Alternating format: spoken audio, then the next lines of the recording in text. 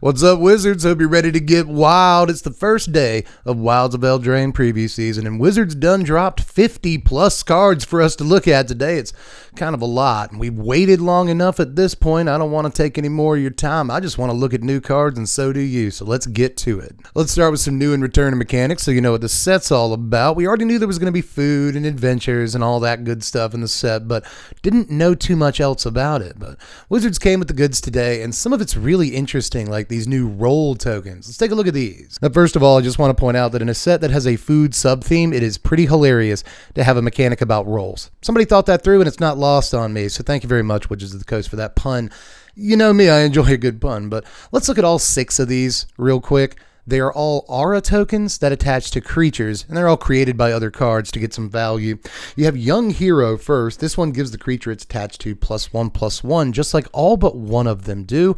I'll tell you about that one when we get to it. This one also gives the creature a nifty ability. Whenever the creature attacks, if its toughness is 3 or less, you put a +1/+1 counter on it. You also see the Royal Roll there on the other side of the card. That gives the creature +1/+1 and Ward 1. It's not bad. There's also the Cursed Roll, the only one that doesn't give +1/+1, and it gives the creature base power and toughness 1/1. It's kind of interesting. The Wicked Roll gives the creature +1/+1, and whenever the aura is put into a graveyard from the battlefield, each opponent loses 1 life. Kind of neat. The final one of these is the Sorcerer Roll. It gives +1/+1, and whenever this creature attacks, scry 1. And there's the Monster Roll. One of my favorite, actually. It gives the creature +1/+1 and trample. That's always useful. We've already seen some cool little cards that can bestow rolls in one way or another, like Living Lectern and Besotted Knight in the common slot. Living Lectern is 2 mana. It's 1 and a blue for a 0/4 artifact creature. It's construct. You can pay 1 and sack it to draw a card. Create a Sorcerer Roll token attached to up to 1 other target creature you control. Activate only as a sorcery. Sucks that you can only activate it as a sorcery, but it's still like a 2 mana artifact that draws a card for just 2 mana, so it feels like a nice little egg in that way. And it also, again, provides a little bit of value in the form of a +1/+1 aura when it does pop. So just 1 mana for +1/+1 to a dude, little scry action when it attacks, and you also get to draw a card. All of this is a decent little package. I'm not sure how playable this card will be in constructed environments, but it still looks kind of cool. Now, Besotted Knight is a hill giant. It's 3 and a white for a 3/3 vanilla dude, but the cool part here is the adventure. Betroth the Beast. This is just a single white mana for an adventure. It's a sorcery. Create a Royal Roll attached to target creature that you control. So again, the creature will get +1/+1 and Ward 1 for only a single white mana. That's not bad. You know, this will trigger your Generous Visitor when you play it. That'll give something +1/+1. This gives the thing +1/+1, protects one of your important guys, and all this for just 1 mana. And then if you want it later, you got a threat too that can like block, attack, whatever you want. So I don't really care too much about the hill giant mode, but what I do like is that this isn't the worst spell in the world in terms of like 1 mana auras that you could be playing in standard right now. And it just comes with a hill giant stapled on if you want later value or after the sweeper or whatever. It doesn't seem terrible. We also just recently saw Embereth Veteran and Monstrous Rage. Both these look great, man. We got 1 red mana on Embereth Veteran for a 2/1 human knight. You know I like my Savannah Lion, so I already appreciate this dude, but it's just a single mana to sacrifice it and create a Young Hero Roll token attached to another target creature. Again, that's the +1/+1, and whenever it attacks, if its toughness is 3 or less, you put a counter on it. So this is a very, very cool little Savannah Lions right here. If it's going to die in combat, then all you have to do is sacrifice it and something else gets a little bit bigger, like right then and there, which is like super sweet. So a lot of value on this. I think it's a great creature, and the creature types are kind of important too. This might mess with some combat math depending on like when you sacrifice it and all that. So just again, just really neat card here. But there's also Monstrous Rage. This is just a single red mana for an instant. Target creature gets +2/+0 till end of turn. Create a Monster Roll token attached to it. So that's going to give it +1/+1 and trample. So this is kind of an instant, so it triggers anything that cares about you casting instants and sorceries. But it also creates an aura, so it cares about, you know, anything that cares about enchantments coming into play or whatever. +3/+1 and trample for a single mana, and they keep the +1/+1 and trample after the turn ends. This is actually kind of an incredibly good aura, or instant really, by my estimation. Just a sweet little card for the red aggro decks. But that is not all of the brand new mechanical shiznaz that we saw today. What if I told you that you could supercharge your spells, but it comes at a price? Would you make that bargain? Yeah, bargain is a new ability that basically lets you sacrifice stuff to make your spells stronger. We see it here on some cool stuff like Rowan's Grim Search, Torch the Tower, and Troublemaker Oofy. Grim Search is 3 mana, it's 2 and a black for an instant. Now you draw 2 cards and you lose 2 life. But if you want a bargain, you can sacrifice an artifact, enchantment, or token as you cast this spell. If the spell was bargained, look at the top 4 cards of your library, then put up to 2 of them back on top of the library in any order, put the rest into your graveyard. Remember, you're drawing 2 cards and losing 2 life at the end of all this, so pretty sweet to be able to bargain for this. And just all in all, bargain seems like a cool ability that's not too hard to make work, both in draft and, importantly, in constructed, where if any of these aura tokens do end up kind of kicking off and doing a thing, then you have those to sacrifice. But there's other enchantments that you might want to sacrifice, in some cases for value, but obviously it's not too hard to find a token or an artifact laying around. Treasure tokens are both of those things, right? Clue tokens, food tokens are both of those things. So it's not too hard to get tokens popping off, and know that you can sacrifice token creatures to this as well, which are famously pretty easy to get out too. So I don't think it'll be too hard to actually get bargain to work on a lot of these cards. I'm not sure if this one is quite there, although I really do like the instant speed on it and relatively low mana cost too, but I don't love coming down on, say, a treasure token to cast this or anything. That said, there are a lot of really powerful looking cards with bargain, and this one might be kind of on the verge. But let's move on to Torch the Tower, a single red mana for an instant with bargain. Again, sacrifice an artifact, enchantment, or token when you cast it.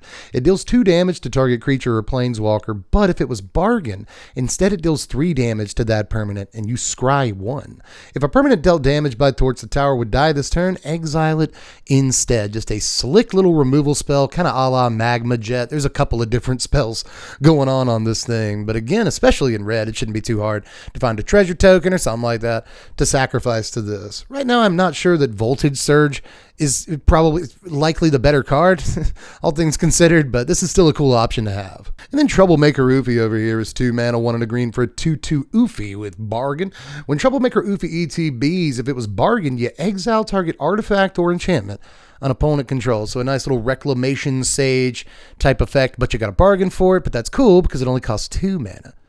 All right, I see what you're trying to do. So just all around slick card here, right? I'm not sure how great it actually is, to be honest. In Constructed, we've got a lot of effects like this, even in Commander, and I'm not sure how much board presence you want to come down to use the card. But I do think if you can get value out of sacrificing the thing, then this just becomes much better than an effect like Reclamation Sage. So there's plenty of use cases for it. I'm not trashing it too much. It's a decent card. But let's move on to the last of sort of the lower rarity mechanical stuff that I want to look at, and it's just some of the adventures that we got today. Let's take a look at Beanstalk Worm, Frolicking Familiar, and Ratcatcher Trainer.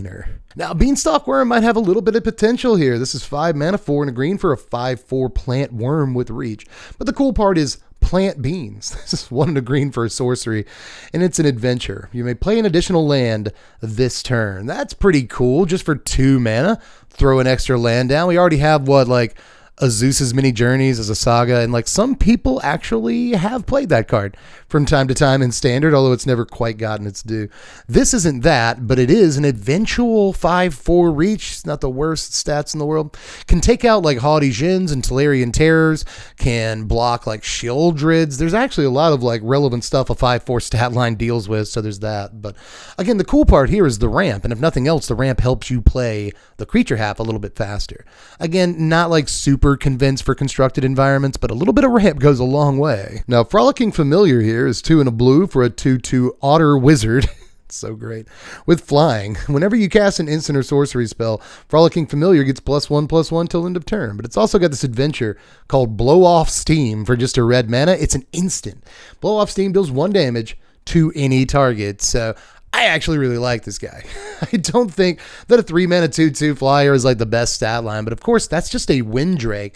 This has massive upside, so I love this in Limited. Love this in Limited, especially if there are relevant X1s that you got to bust up, and there probably will be, so there's that, but there are relevant X1s to bust up in Standard, baby. I love this in a budget spells deck. Again, not quite sure it makes the cut. There's a lot to do in your budget spells deck right now, but just a thing that's kind of a burn spell, and also kind of a nice dude for your spell slinger deck. Like, I don't know, just altogether, I love this dude, and it probably helps a lot that he's an otter with a cool hat. So I may be blinded by that, but altogether, just mechanically, I kind of like what they did here. Now, rat catcher trainees, not the most interesting of these, but it's going to help your rats deck in limited. This is 1 and a red for a 2/1 human peasant. As long as it's your turn, it's got first strike. Pest Problem is the adventure half. It's an instant for 2 and a red. You create 2 of those 1/1 black rat creature tokens that can't block. So at instant speed, you get a couple of guys. It also comes with another guy. I don't know. It's not the worst thing. Again, it's 3 bodies in limited, and that's probably where the card's going to shine the most. But next, we're going to kick it up a notch. Bam! Does anybody remember that guy, Emerald Lagasse? Am I too old for YouTube? Does anybody get these references? But anyway, let's move on to some slightly more exciting stuff, because I know you like legendary creatures, right? WOTC really wants you to like legendary creatures because they printed like a bunch of them in this set already, we can tell, but they printed 10 of them in the uncommon slot, and I'd like to look through all those real quick, if that's okay with you. So let's start with Shirai of Numbing Depths here. This is 4 mana, 2, a white and a blue for a 2/3 legendary merfolk wizard. When it ETBs, tap target creature an opponent controls, put that stun counter on it. Whenever you tap 1 or more untapped creatures your opponents control, draw a card. This ability triggers only once each turn. It's actually kind of nice. I'm not going to lie. I don't like 4 mana 2/3s. I think the stat line is absolute dog poop on this, but at the same time, this is ETB, stun counter, draw a card. 4 mana? Come on. You know, it's not Shelly at 4 mana. It's not the Wandering Emperor at 4 mana. I think it's definitely outclassed by a few options you have in Standard. But still, 4 mana for a body that also stuns a thing and also draws you at least 1 card, if not more, over the course of the game. Let's kind of go a little bit. I don't hate this. But we got to keep stepping. So let's look at Johan, Apprentice Sorcerer. This is 4 mana, 2, a red and a blue for a 2/5 human wizard that's legendary. You may look at the top card of your library anytime. Once each turn, you can cast an instant or sorcery from the top of your library. It's 4 mana. It costs kind of way too much, but it's still a cool, undeniably cool ability. So let's move on to Neva, Stalked by Nightmares. This is 4 mana, 2 white, black. So it's Orzhov. I gotta like it, but I kind of have a hard time liking this one, to be honest.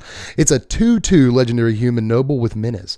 When it ETBs, return target creature or enchantment card from your graveyard to your hand. Whenever an enchantment you control is put into a graveyard from play, put a +1/+1 counter on Neva, and then scry 1. So a lot of text here for a grave digger. It's a much, much better grave digger, you see. So in limited, probably great for your Orzhov deck, and it works again in that sort of deck that wants to play roles and do stuff with enchantments and sacrifice and whatever, it works in that too. So again, Signpost, little breadcrumby uncommon for certain limited decks, but I don't think it progresses too far beyond that. So let's move on to Sir Armant the Redeemer. This is 5 mana, 3, a green and a white for a 4/4 legendary human knight.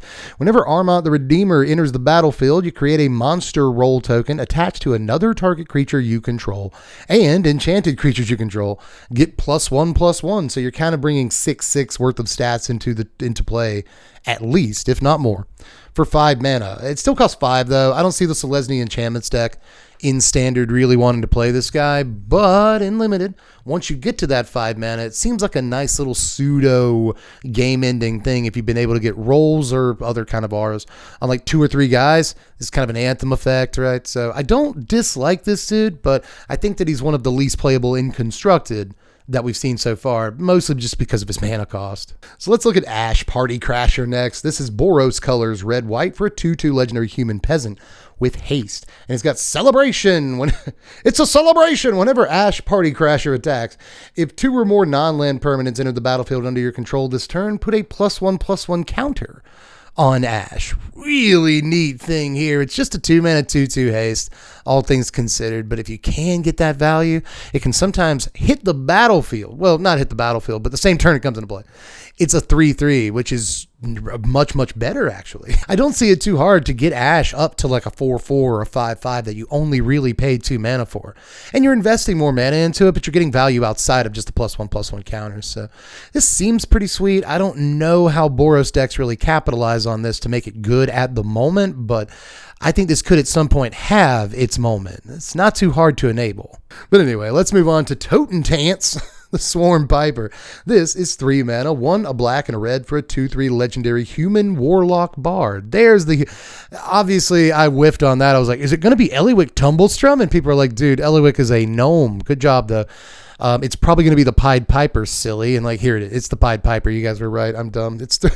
It's 3 mana for a 2/3 legendary human warlock bard. Whenever Totem Swarm Piper or another non-token creature you control dies, create a 1/1 black rat creature token with this creature can't block. You can also pay 1 and a black to have target attacking rat you control gain death touch until end of turn. A nice little activated ability to have as a mana sink on a dude like this. I like that it's going to provide some value when it dies, almost no matter what, unless it gets exiled. So that's kind of cool. But when other dudes are dying around it, you get rats for that too. So especially in limited, where you're just trying to grind out board state a lot of the time, I do like something like this that allows you to replace a creature. So, you know, if your dude trades in combat, your opponent lost a guy, you're up a 1/1 rat, baby. So, you know, it's not going to work that way in every single game, but I do like the way this lets you grind out the board state, and we'll see if it's good enough. Let's take a look at Greta, Sweet Tooth Scourge. She's actually awesome now. This is 3 mana, 1 a black and a green for a 3/3 legendary human warrior. When it ETBs, you get yourself a food token. So that's like kind of getting there already by itself, but you can pay a green and sack of food to put a +1/+1 counter on target creature. You can only do that as a sorcery, though. Kind of lame. You can pay 1 and a black and sack of food to draw a card and lose a life. This looks like a pretty cool commander if you're into that, too. So a little bit of card advantage on a stick if you want it. I like it, especially in Golgari, where sometimes you want to go big and make your creatures too big to get through, and then other times you got to sit back and start drawing cards to get that removal to make sure your dudes can get through. So this solves some problems sometimes and just plays to Golgari strengths as well, almost no matter what kind of Golgari deck you're building. So I like it. I don't think you have to enable food too much beyond it. I think just one activation of this is kind of okay in some situations. So I don't dislike this either. I really think that it's cool. I'm not sure, again, that it quite meets the bar, but in certain decks, even in standard, I think this might have a home. I regret to inform you the card might be pretty decent, but let's look at Ruby, Daring Tracker here. Ruby is Gruul colors, a red and a green for a 1/2 legendary human scout with haste. And whenever it attacks while you control a creature with power 4 or greater, it gets +2/+2 until end of turn. Now you can tap her for a red or a green. Here we go. This is actually pretty sweet. This can attack as a 3/4 a little bit later in the game, but that's not really what I'm worried about, right? I am really happy that we have a 2-mana thing that taps for mana with haste. That is actually really sweet just in and of itself. Now, there are a couple of important 2-drops in standard already at the moment that tap for any color mana, but this is a little bit more aggressive, and I just think you have to pay attention to any creature that taps for mana and has haste, especially when it only costs a couple of mana to cast. This effectively pays you back for its own casting cost at least 50% the moment it hits the table, and that is actually really awesome. I like this a lot. But let's take a look next at Obira, Dreaming Duelist, a blue and a black for a 2/2 legendary fairy warrior with flash and flying. Whenever another fairy enters the battlefield under your control, each opponent loses 1 life. This is a cool little guy, you know, 2 mana, 2/2 flash flying is already like kind of okay. Like we're starting to talk, we're getting there, we're having a conversation. And then, as much as I want to love this value and just think, oh, you can win the game with this, I'm not sure it's quite... I don't know about that. I mean, it's going to give you like at least a bolt, if not more, worth of life loss throughout the game, and that can sometimes make this huge difference. But let's move on to the final of these. It's Troyan, Gutsy Explorer. This is 3 mana, 1 in Simic colors, a green and a blue, for a 1/3 legendary Vidalcan Scout. You can tap it and add green and a blue. Spend this mana only to cast spells with mana value 5 or greater, or spells with X in their mana cost. You can also pay a blue and tap it to draw a card and then discard a card, so a nice little loot ability on it as well. This is kind of nice, you know, on turns where you don't need to use it for the mana production. It helps you draw into the big bombs and stuff like that. Add instant speed, end of your opponent's turn, whatever.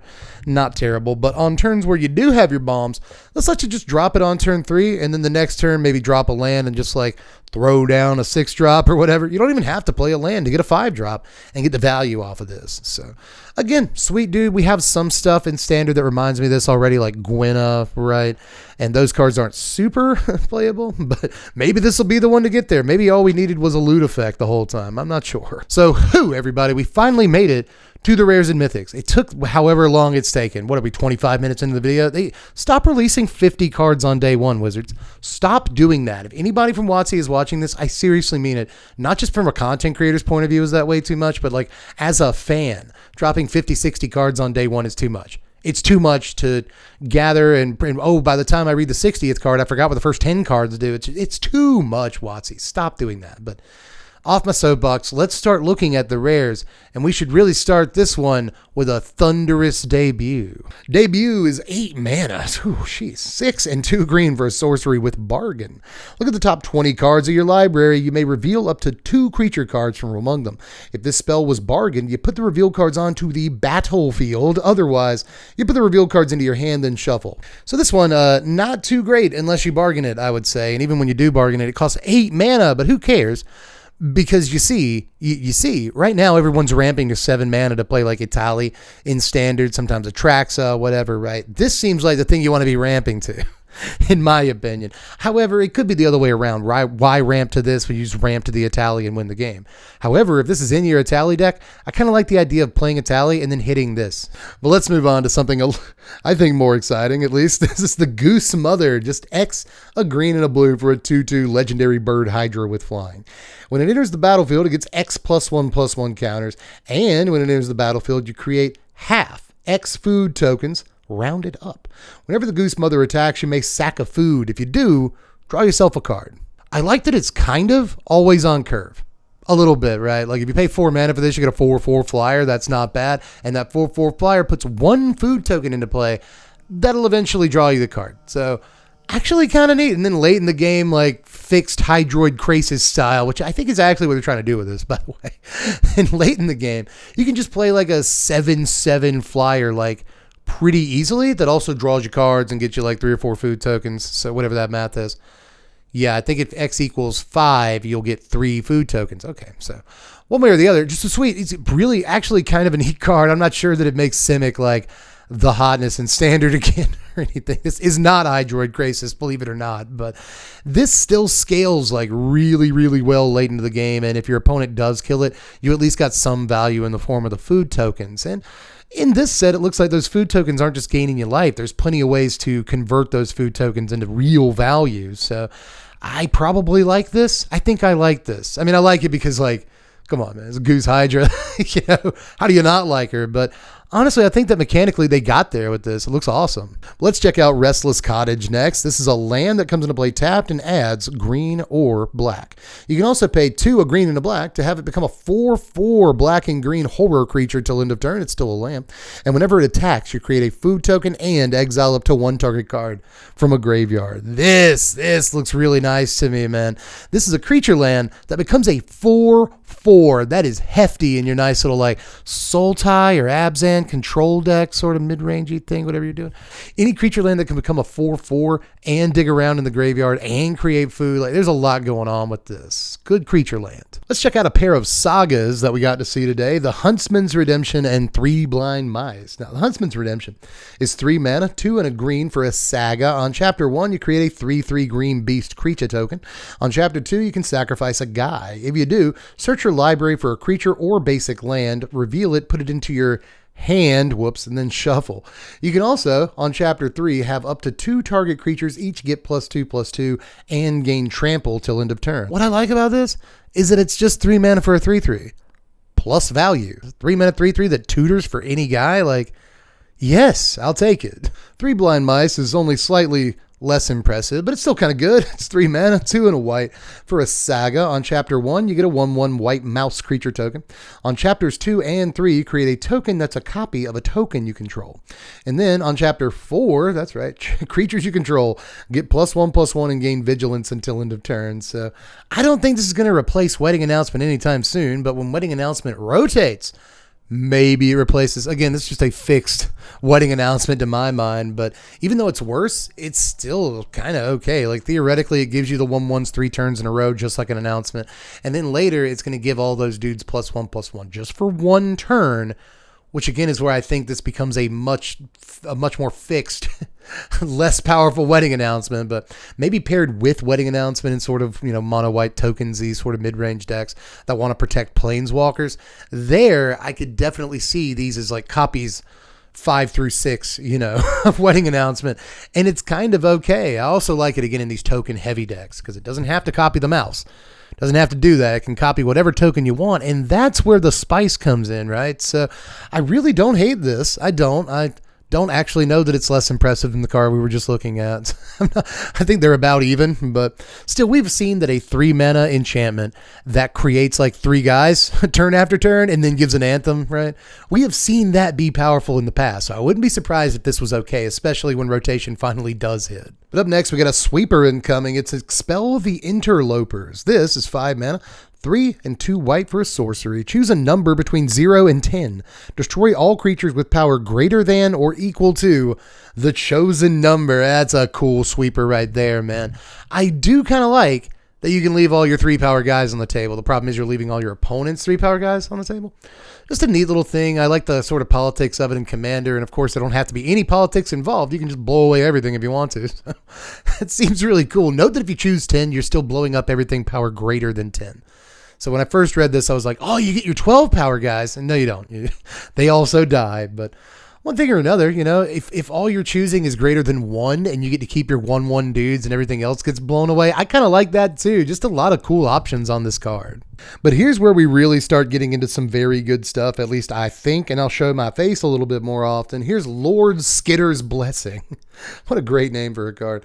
LSB is 2 mana, 1 and a black for an enchantment. When it ETBs, you create a Wicked Roll token attached to a creature you control. As a reminder, the creature gets +1/+1, and whenever the aura is put into a graveyard, each opponent loses 1 life. At the beginning of your draw step, if you control an enchanted creature, you'll lose a life, and then you draw an additional card. So what we have here is a 2 mana Phyrexian Arena that is much easier for any deck to cast and cares about you having an enchanted creature. The cool thing is, goes ahead and sets you up with an enchanted creature, which is really kind of sweet. You at least have to have the dude out when you play this in the first place to really start getting value, but I don't think it's going to be too tough to do, man. I like this a good bit. Even if it doesn't proc for a turn or two, you can always just get another enchanted creature later, and so long as this thing is still out, you'll start drawing cards again. So I like that. I like that it's a 2 mana enchantment that puts 2 enchantments on the battlefield at the same time, which is going to be really important for triggering certain effects in some decks, enchantress piles and stuff. So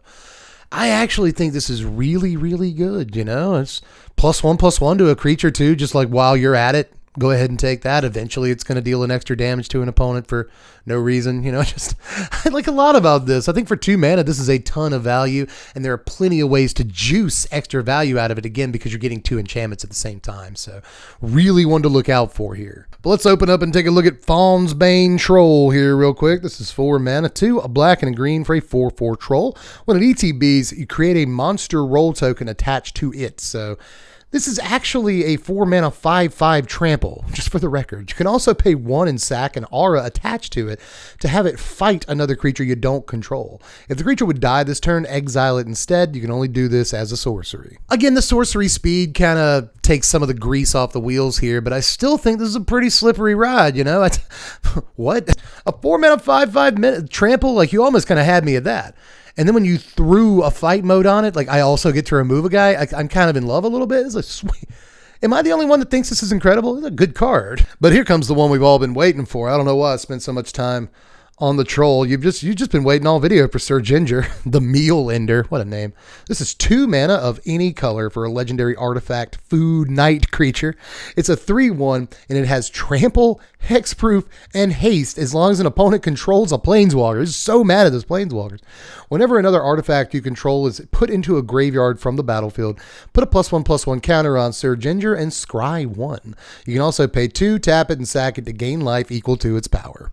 Okay, so she's actually really, really powerful. Any deck can play this 2 mana 3/1. 2 mana 3/1s have really come a long way, haven't they? They have to have extra gravy nowadays to be any good. And this one does. First of all, it's a food, so you can just sacrifice it for 3 life. But the egg text, my goodness, whenever you break an egg, whenever an artifact goes to the graveyard that you controlled, +1/+1 counter, +1/+1 counter into scry too. That's worth a lot. That's like half of a card drawn, sort of.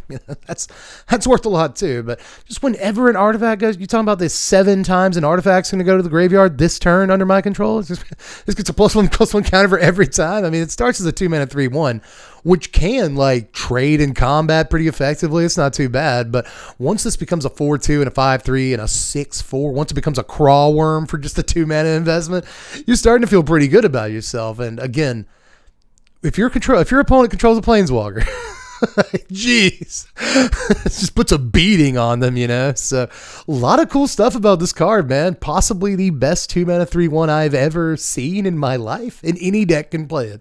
What a card. What a card. I am impressed. You did it. I had high hopes for this card, and I think you surpassed them somehow. Like, good job to the design team on this one. But I heard you wanted to keep seeing really good Magic cards, so let's keep it pushing to Decadent Dragon. This is 4 mana, 2 and 2 red for a 4/4 flying trample dragon, and whenever it attacks, you create a treasure token. Kind of sounds familiar.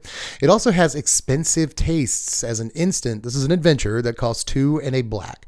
Exile the top 2 cards of target opponent's library face down.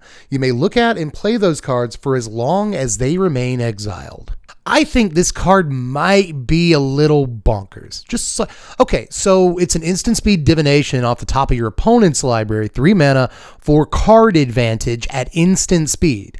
That's very good, and your opponent is probably not playing bad cards in their deck. Now, it is noteworthy that you can only play the cards if you have the mana to play them. It doesn't say you can spend mana as though it were any color. You can't do that. You have to be able to actually play them, but your deck is black and red. Maybe the most popular color in Standard right now is black. So, you know, and if you're playing against like mono red too, you got plenty of stuff you can rip off the top and grab with this. So maybe that works. You can also just play lands with it too, and that probably matters like the most. This also has a dragon staple to it, so that makes it way better. I mean, you get a 4 mana 4/4 flyer, which used to be impressive. It's not as impressive anymore, but this time you get a guy that gives you treasure whenever it swings. Not quite Goldspan Dragon or anything, but again, they're fixing some of their past mistakes in the set, I think.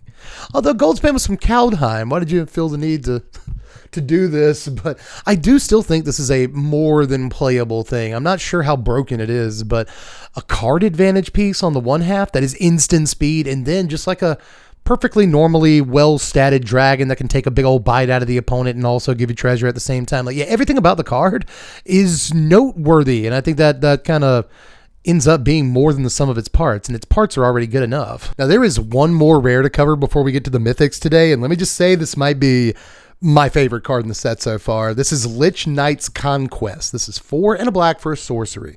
Sacrifice any number of artifacts, enchantments, and or tokens. So it's got super bargain. Return that many creature cards from your graveyard to the battlefield for only 5 mana. So it just costs like what a reanimation spell costs anyway. Like, most of them cost about 5 mana. The problem is you have to sacrifice a thing to bring a guy back, so it's technically worse than just 5 mana reanimated thing. But I don't care. There's plenty of ways to make sacrificing a thing an upside. I don't even care. 1 for 1, though, that's not how you want to use this card. You want to sacrifice like 2 tokens. Like, okay, I'll sacrifice a food and this 1/1 guy over here I got laying around, or like a food and this artifact or something like that. Like a non-token artifact.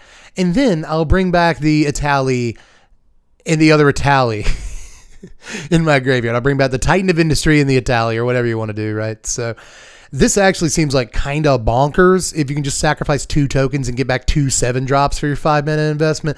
This seems like it actually might be a game-ending card in Standard. I mean, like, I guess if they counter it or something, then you just sacrifice stuff. You came down on board presence, you didn't get anything for it, and you feel like a really sad person. But like, if it's not countered, this probably ends the game like most of the time if you set it up right. This actually looks like it has a chance to be like one of the more important like game-ending cards in Standard. But even if it's not that, it's something I'm going to have a whole lot of fun with on stream. I love this card. But let's move into the final stretch here. I am so proud. Get yourself a cup of water if you want it. We are almost there, everybody. We're looking at the mythics, starting with Kellen the Feyblood. This is 3 mana, 2 and a red for a 2/2 human fairy that's legendary. It has double strike.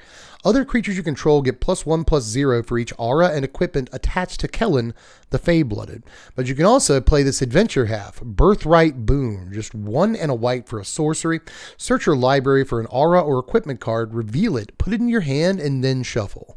Now, I actually think it's possible this card is too slow, but that's probably because I do not judge equipment cards very fairly a lot of the time. I see the word equipment on a card, I'm like, oh, it's going to be bad. Oh, it's Boros Equipments? It's terrible. So I don't know that I'm being quite objective with this, but if you really want to get this going, you have to skip your turn 2 to do what's admittedly very cool. This kind of tutor is a good effect, right? But you're still tapping that mana and not putting anything on the table in a constructed competitive environment with 2 mana, and I don't love that. And then the next turn, you get yourself a 3 mana 2/2 double strike. Okay. Well, you set it up on turn 4 with an equipment, and then they just like kill it. I don't know, man. I hope I'm not being too harsh on this. I do think commander players will love this in their commander equipment decks. I think it's a decent commander for that deck for what that's worth. But even if it's just in the 99, this is a tutor for an aura or an equipment, and that is a sweet thing to have for just a couple of mana. So this will probably see play in some format or another, but I'm not actually sure how competitive it's going to be in those 60 card formats. So let's move on to Will and Rowan. Let's look at them both here. Let's look at Will first, though, because I think he kind of sucks. This is 3 mana. 1, it's just telling it like it is. 1, a white and a blue for a 2/4 legendary human wizard with vigilance. You can tap him to have spells you cast this turn that are white and or blue cost X less to cast, where X is the amount of life that you've gained this turn. Activate only as a sorcery. Something tells me this guy had lifelink early in development, but no longer does.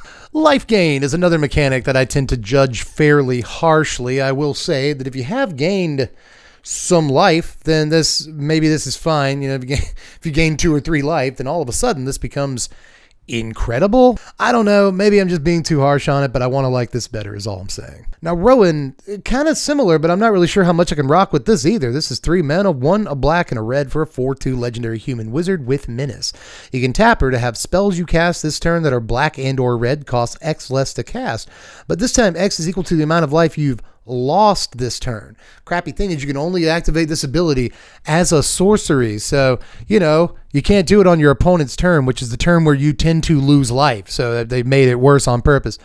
Again, a lot of setup. You can't tap it till turn 4. What are you actually casting when you do tap it? I'm just not like super convinced either one of these are destined for like mainstream competitive play, but these are at least well thought out, mechanically different cards. And sometimes that's what I like. I do like both of these cards. I'll just say that, but I'm not sure how excited I am to play either one of them. Although I guess Rowan is worth a little bit more theory crafting in my mind. It might be easier to gain life and more beneficial for what it's worth, but I think that in some ways Rowan is way more broken and doesn't require you to play as many bad cards. So let's move along to Agatha of the Vile Cauldron. 2 mana, Gruul colors here, green and a red for a 1/1 legendary human warlock. Activated abilities of creatures you control cost X less to activate, where X is Agatha of the Vile Cauldron's power. This effect can't reduce the mana, and that costs 2 less than 1 mana. You can also pay 4, a red and a green to have other creatures you control get +1/+1, gain trample and haste until end of turn. So if you can increase her power, then she makes activated abilities, including her own. Cost way, way less, but the least her activated ability is ever going to cost is 2, and that's not great. I guess you can like activate it over and over, and that's sick, right? But still, 2 mana for a 1/1 is not great. I do like that this only costs the 2 mana to begin with. That's not horrible. And it's always going to decrease activated abilities by 1. So maybe there's some sort of niche insane combo use for this or something, and I'm sure that there is. But just kind of like theory crafting it right here and now in standard, I'm not sure there's a whole lot of super impressive stuff this does, but I'd really like to be proven wrong. So let's move on to Hildy of the Icy Crown. This is 4 mana, 2, a white and a blue for a 3/4 legendary human warlock. Whenever you tap an untapped creature your opponent controls, you may pay 1. When you do, choose one of these. Either create a 4/4 white blue elemental creature token, or put a +1/+1 counter on each creature you control, or scry 2 and then draw a card. So it doesn't stun. There's no self-contained way for this card to stun a creature or whatever. But if you can stun something or just twiddle something for that matter, right? Tap something down some way or another, then you can make 4/4s. You just make 4/4s. I mean, you could scry and draw too. That seems really good, but making 4/4s, it's pretty silly if you can actually do it more than a few times in a game. I mean, this turns anything that does, you know, stuns or whatever, anything that taps a creature. into just a real powerhouse. But it costs a lot of mana to get this down in the first place. You really should play it with enough mana to also tap something down on your opponent's side of the table. And unless you can do that for free, it's going to cost an awful lot of mana to really get this going. So again, cool commander, mechanically interesting, but I'm not sure how competitive she actually is. But hey, I'd love to be proven wrong on this one. I mean, it doesn't say that she only triggers once each turn, and that could be a massive mistake. So let's move on, though, to Beseech the Mirror. This is 1 and 3 black mana for a source. I'm thinking about spaghetti. It's 1 and 3 black marinara for a sorcery with bargain. Search your library for a card, exile it face down, and then shuffle. If this spell was bargained, you may cast the exiled card without paying its mana cost if that spell's mana value is 4 or less. Put the exiled card into your hand if it wasn't cast this way. So you can't just get a diabolic tutor or whatever it is.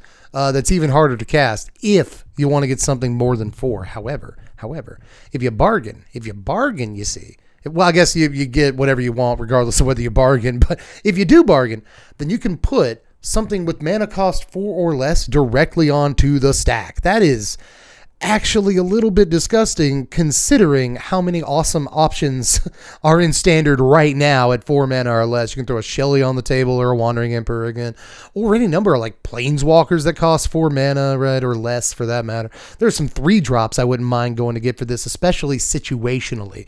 Again, situationally, this is awesome. It lets you toolbox and go get anything you want to blow up that artifact, enchantment, creature, planeswalker right then and there if you don't already have the tool. And then late in the game, when you kind of got the game sewed up, this goes and gets the planeswalker or creature that you're hoping to end the game with. So honestly, a little bit black intensive, right? But I still don't think it's going to be too difficult for decks to cast. If this goes and gets, a depopulate for you and it just casts it, like if this is just multiple copies of depopulate in your deck, like let's go. This actually seems like a pretty boss little card right here that's going to probably end up seeing some amount of play. But let's check out Baluna Grandsquirrel next. This is Temur colors. Remember Temur? It's green, blue, and red for a 4/4 legendary giant noble. It has trample, and permanent spells you cast that have an adventure cost 1 less to cast. It also has Seek Thrills. That's 5 mana, 2 in Temur colors for an instant. Mill 7 cards. Then put all cards that have an adventure from among the mill cards into your hand. So you might get a dude or 2 or even 3 sometimes, maybe, that has an adventure on it. That's nice. And kind of importantly, you mill the rest of the cards at instant speed. So might be halfway decent in like a sort of reanimator pile or something that needs to put things into its graveyard for whatever reason. So I kind of like that about it. But the thing I like the most is that it's just a 3 mana 4/4. 3 mana 4/4 trample is kind of decent just in and of itself. And then it's got all of this extra value, right? So I like that just in and of itself. A super perfectly well-statted creature that's a little bit difficult to cast, but has a nice little keyword ability to make up for that, right? And then later, it's going to end up giving you like a decent amount of discounts depending on how many adventures you're playing. So I really like this. I know it looks kind of unassuming, but just based on stats alone, it's worth looking at. But let's check out Virtue of Knowledge next. This is an enchantment with an adventure on it. Neat. It's 5 mana, 4 and a blue. For that enchantment, that Panharmonicons, that's what it does. If a permanent entering the battlefield causes a triggered ability of a permanent you control to trigger, that ability triggers a second time. Stop me if you've heard this, an additional time. The adventure half of this is Vantress Visions. It's 1 and a blue for an instant. Copy target activated or triggered ability you control. You may choose new targets for them copies. Woo! Okay, so it's a blue Panharmonicon. What do we do with that? And it costs a little bit more than a Panharmonicon, but it's still probably totally worth playing, especially in those like blue-white Yorion Blink like commander decks. Like this is unbelievable, you know what I mean? Like not only do you get the Panharmonicon, but you get to occasionally just copy Yorion's ETB trigger with the adventure half. Like come on. That seems really good. This seems really good in a lot of stuff. I mean, it is a 5 mana enchantment that doesn't really affect the game state the turn you play it. How competitive is that? Probably not super competitive.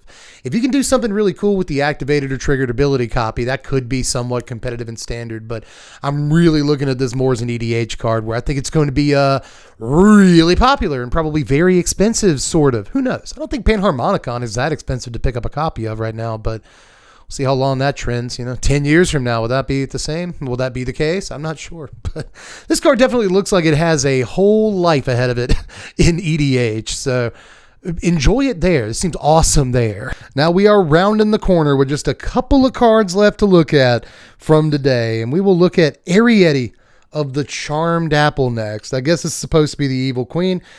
And I got to tell you guys, she is one of my favorite cards in the set. Probably has a little bit to do with the fact that she's Orzhov, but also I think she's great. Ariete is 3 mana, 1 a black and a white for a 2/4 legendary human warlock that can't be targeted by cut down. I think that's important. Each creature that's enchanted by an aura you control can't attack you or planeswalkers you control.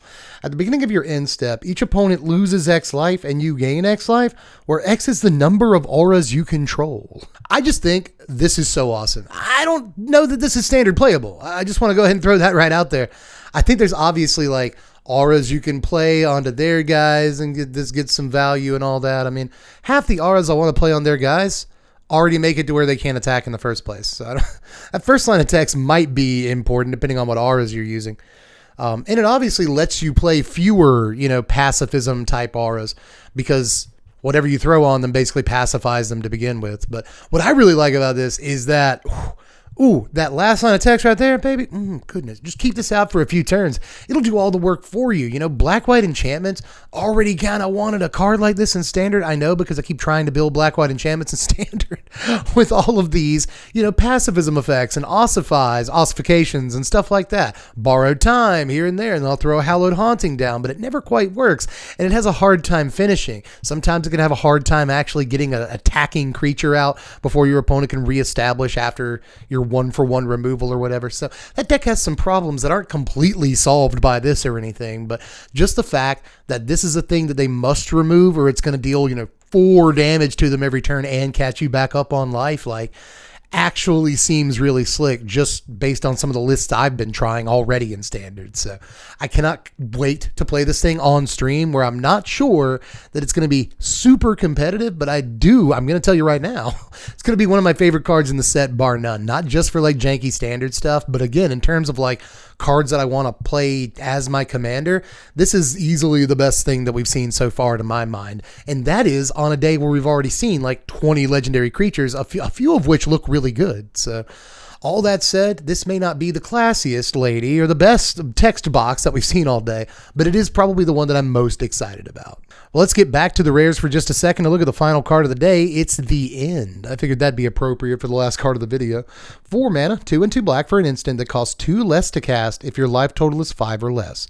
Exile target creature or planeswalker. Search its controller's graveyard, hand, and library for any number of cards with the same name as that permanent and exile them. A player shuffles, then draws a card for each card exiled from their hand this way. So here's the lobotomy effect, and it's pretty good because it actually removes a creature from the table. That's what we want, right? Sometimes these lobotomy effects only look at their hand or whatever, or their graveyard or their library, and then you do all the things. And that tends to be bad because it doesn't actually affect a board state in any way, whereas this does. 4 mana seems like a lot, but it wasn't that long ago we were casting Vraska's Contempt to target creatures and planeswalkers at instant speed for 4 mana. And I think this is just way better than a card like Contempt was. Now, it still might not be playable in a world where we want most of our removal to cost 2 mana for single target stuff and 4 mana to blow everything up. That's standard nowadays, but I still think this could be more than playable. And obviously once you nail that Shelly with it or something, you have the peace of mind of knowing you never have to deal with it for the rest of the game. Same thing with that Wandering Emperor or whatever planeswalker you took out. So this is a sweet little sideboard piece that will definitely make it into those 15 cards if nothing else. But I think this might be one of main deckable in mono black. We'll have to wait and see though. It's a good card. But that is actually it. If you can't tell, my dog misses me. He's barking for me in there. I'll have to go check him out in just a second. But that's all I got for this one. I tried to get through these as quickly as I could while still providing actual analysis. Didn't even need a coffee break. How'd we pull that off? But let me know how you felt about everything today. Everything that I missed and all that stuff. I really want to know down there in the comments section. This first day was pretty hectic, they just dropped so many cards. You got to read them all and figure out what they all do and figure out the interactions, within 30 minutes. That's tough to kind of pull off. So hope you enjoyed it. Just let me know all the stuff that you've noticed that maybe I didn't down there in the comments section. Aside from that, do the YouTube things, subscribe if you haven't done it yet. Obviously, this isn't the end, despite the last card we looked at. There's going to be plenty more in spoiler season. If you want to see all those, make sure you're subbed to the channel, hit the bell for the notifications. Aside from that, check me out on Twitch, where one night this week, as usual, we'll be doing one night of spoiler season. totally live on Twitch. Probably Thursday or Friday night. We'll figure it out. But one way or the other, make sure you follow on there. It is free to do so. You'll get the notification when I go live.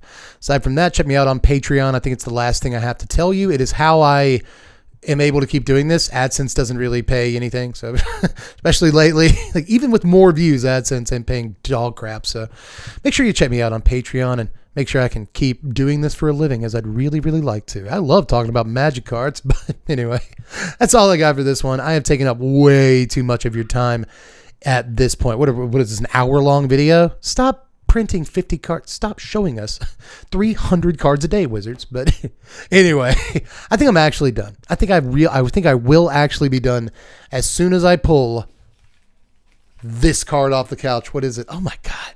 It's like we're on such a bad streak lately. It's Inordinate Rage. Inordinate Rage is our couch pull today. What even is that? It's 1 and a red for an instant. Target creature gets +3/+2 till end of turn. Scry 1 for 2 mana. That's not good. That's not a good card. So we'll get a good one next time, I promise you. Thanks for sticking around for the couch card of the day. That is all I've got for this one. Thanks for watching, everybody. I will catch you cats later. I am Deb from The Place. Thanks for watching, Wizards. Spread love and be kind.